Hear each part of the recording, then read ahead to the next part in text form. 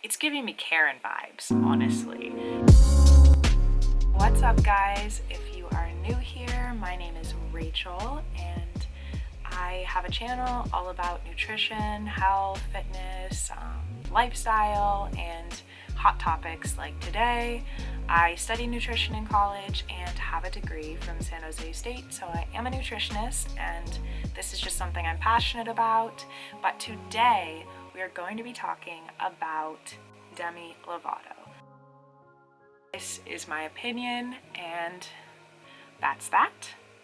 I would also like to give a trigger warning for eating if it wasn't apparent that we will be talking about them, since it's about Demi Lovato and it seems to be all she talks about lately. I feel like everyone heard about this in the news this past week, but if you didn't, I will give you the lowdown on everything that happened. Pretty much, she attacked a small business. I mean, to say the least, frankly, that's what happened. So, Demi went to a small fro-yo business in LA called the Bigg Chill.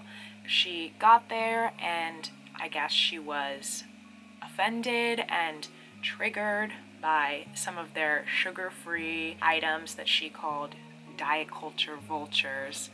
And so she took to her Instagram stories to go ahead and call them out in a public place to her, millions on millions of followers. She went there, and I'll go ahead and read some of the messages for you guys so you can get a real understanding for her tone and just the way she went about this. So she goes to her Instagram and types up this little message that says, "Finding it extremely hard to order fro-yo from the Bigg Chill official when you walk past tons of sugar-free cookies / other diet foods before you get to the counter.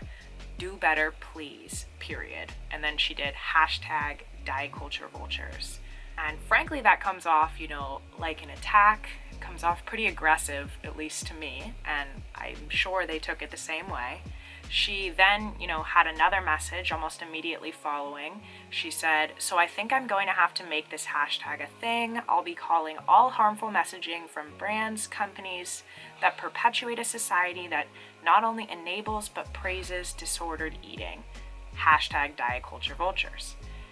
And, the company responded to her and they simply stated, "We're not diet culture vultures. We aren't diet vultures.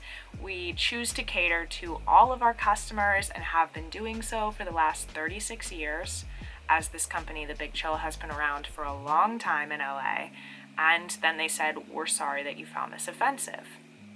She then responded, and she screenshotted all of these things and put them on her story for her millions of followers to see.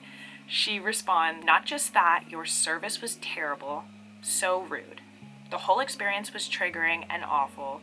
You can carry things for other people while also caring for the percentage of your customers who are struggling daily." And then she went so far as to, say that eating disorders are the only second to the most deadliest mental disorder to opioid addiction, which she's not wrong. And then she said, "Don't make excuses, just do better." And frankly, I think she's hugely in the wrong here. It's giving me Karen vibes, honestly. Huge Karen vibes. They didn't cater to my recovery of my disorder, so how dare they? I'm gonna call them out publicly to millions of people and give them bad publicity, hurt their reputation. I mean, I'm sure that's what she's going for here. And even if that wasn't what she's going for, that's what happens when you're a huge celebrity who attacks a small business online. It was just pretty aggressive. And, for her to be saying, "I am dealing with this, so everyone around me has to cater to my needs," it's really unrealistic. No one is out here catering to a single person's needs. I mean, her being a celebrity, she probably does have hundreds of people catering to her needs on a daily basis. So, clearly she's disconnected in that sense, that she doesn't see how unrealistic that could be for them to do for one specific person. And something I thought was funny too is, clearly Demi Lovato doesn't do her own grocery shopping or, any sort of shopping for food, because when you're in a grocery store, everything is labeled like that. There's sugar-free this because people with diabetes have to maintain their blood sugar at certain levels and they have to be aware of this. There's low salt foods because, again, people have heart problems where they need to make sure they're not eating too much salt in their diet. There's people who are lactose intolerant. There's dairy-free options. There's even low-calorie things too. There's low-calorie ice creams these days. There's low-calorie everything. And some of that stuff I do agree is, preying on people is diet culture, but in this sense, it really isn't diet culture. It's simply them caring for their customer base, who happens to also, probably 5% of them have these digestive issues or these underlying diseases that they have to constantly worry about what they eat, but they want to be one of those shops that has an option for these people. And I'm sure people go out of their way to go here because they do have these sorts of options. It's really like a needle in a haystack to find somewhere that has these options. In my opinion, it's probably 5 in 100 fro-yo shops. They offer low sugar, they offer dairy-free, all this stuff, because 90% of the places they simply don't, or 95% of the places simply don't offer this stuff. And for her to attack somebody or some company that's providing these alternatives, these special types of foods for affected communities, it just comes off frankly dumb and selfish, really selfish in my opinion. Her whole thought process here just sounds like me, me, me. And she phrases it like, I'm standing up for everyone with eating, recovering from them because fro-yo is something that highly affects this community.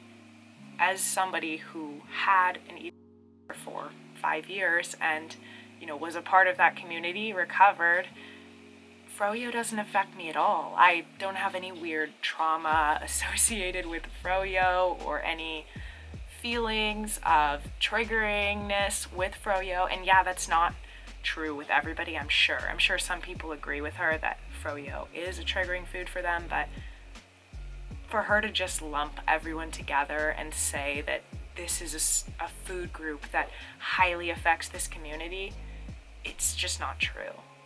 It really comes off like she has no idea what people with diabetes are struggling with on a daily basis, because she keeps saying, I deal with this on a daily basis and it's so hard. It's so mentally and emotionally draining for me. I can't believe these places wouldn't cater to me because I'm struggling with this, when they're going out of their way to cater for a different affected group that's dealing with something so similar, a dietary restriction or a dietary problem. You'd think she'd be able to relate to that, but she frankly doesn't sound like she can. After, stating what I just read, she did go ahead and respond to them again, and she said, I was thinking maybe it would help if you made it more clear that the sugar-free options and vegan options are that. They're for that. If you labeled snacks for celiac or diabetes or vegans, when it's not labeled, it's super confusing, and being in LA, as if being in LA makes any difference, it's hard to distinguish diet culture from health needs. And I think it would be best if you guys made your messaging more clear. That was her statement. And she even went so far as to say she'd love to help them. But, I mean, you have to just think about this. Imagine you are diabetic and you go into a fro-yo shop and there is a big sign, I'm assuming, that says, or not even a big sign, just a whole separate section of fro-yo that says all of these flavors are, they don't even say low sugar, they just say are for diabetics. I don't think people would want that. They wouldn't want themselves to be like, oh, I have to order the diabetic fro-yo. They don't want to have to think about that and deal with that on a daily basis either, just as much as she wouldn't want them to have a whole section or a separate window that says, you know, if you're recovering from an eating disorder, come over here because you can avoid potentially triggering phrases, potentially triggering wording that we might have in our store. And they're definitely not going to go that far to help somebody with their trauma. You know, it seems unrealistic. And with this being in the news, it really made me think about the whole trigger warning stuff in general that's become really kind of almost required, which I do agree with. You know, I always provide trigger warnings and never want to trigger somebody, but in reality, you can only do so much to not trigger somebody. And growing up when nobody did this, to be required for even a small business to be worried about triggering a potential customer that they don't even know if they're gonna go, they don't know who is recovering from an eating disorder. It just seems like a lot, and you're asking for people to be so invested in your trauma, in your problems, and go above and beyond to not upset you. Personally, you know, like I said earlier, being somebody who recovered from an ED, who loves nutrition, learned all about it, and likes to educate other people on it, and also knows a lot about diet culture and, you know, personally has been affected by it, I don't agree with anything she's saying. Now to get into her apology, I mean, I use air quotes because it's not really an apology. It didn't come off genuine to me at all. So yeah, she pretty much, the energy it gave off was, I'm annoyed that I have to say this. I can't believe, like, you guys must be dumb and probably poor and you don't understand where I'm coming from. She's shifting blame the whole time, and her attitude is aggressive. Her tone is annoyed. Her facial expression is annoyed. She does not apologize at all. And the one time she does say, you know, I'm sorry, it's followed with, I'm sorry that you didn't understand what I meant. And if you've ever gotten one of those apologies, you know that it's just infuriating. I'm shaking with anger hearing that for this poor fro-yo restaurant.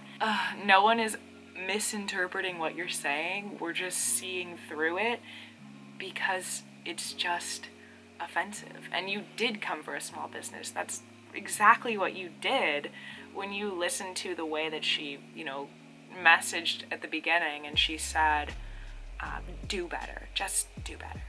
Like, how is that not coming for a small business? You have millions of fans, like millions on millions of fans who are going to see this, and I'm sure they got hate for this. And for her to say she's standing up for those people who are struggling, how can you stand up for one group while kicking another in the back? Everyone that's dealing with any other eating related disorder or, you know, health condition that requires them to eat an alternative diet, she was just kicking them in the back. She's like, well, that doesn't really matter as much because this matters and this was triggering to me. I'm getting so opinionated this video. To close out, you know, she's clearly just disconnected from the average person, the average lifestyle, and she can't see from anyone else's perspective. On a positive note though, the fro-yo shop's Instagram actually went from a couple hundred followers to like thousands of followers, close to 100,000 followers. Like, it shot up. And I also heard from people who live by or nearby there that the line has been out the door for the past week. The whole time that it's been in the news, people have been going to the Bigg Chill. So that's a little bit of a positive break for them after this hectic situation. If you guys enjoyed the video, definitely give it a thumbs up. If you want to, you know, come on this little video adventure with me and see more of my face, then hit the subscribe button and I'll catch you on the next one. Bye for now. In the words of Philip Franco, this is one of the stupidest things that has ever been in the news. You know, I cannot believe it. Also, look at my makeup. I matched it to my leggings. Oops, kicks the bed. Tempted to, at least. Kind of digging it. Never really done purple before, but I think it looks pretty cute. Might do it again. We'll see. I wanted to add some little hearts or like little flowers too, but man, that is so hard to do with eyeliner. All these people on TikTok doing it like it's easy. I do not understand, but one day we'll get there, I'm sure.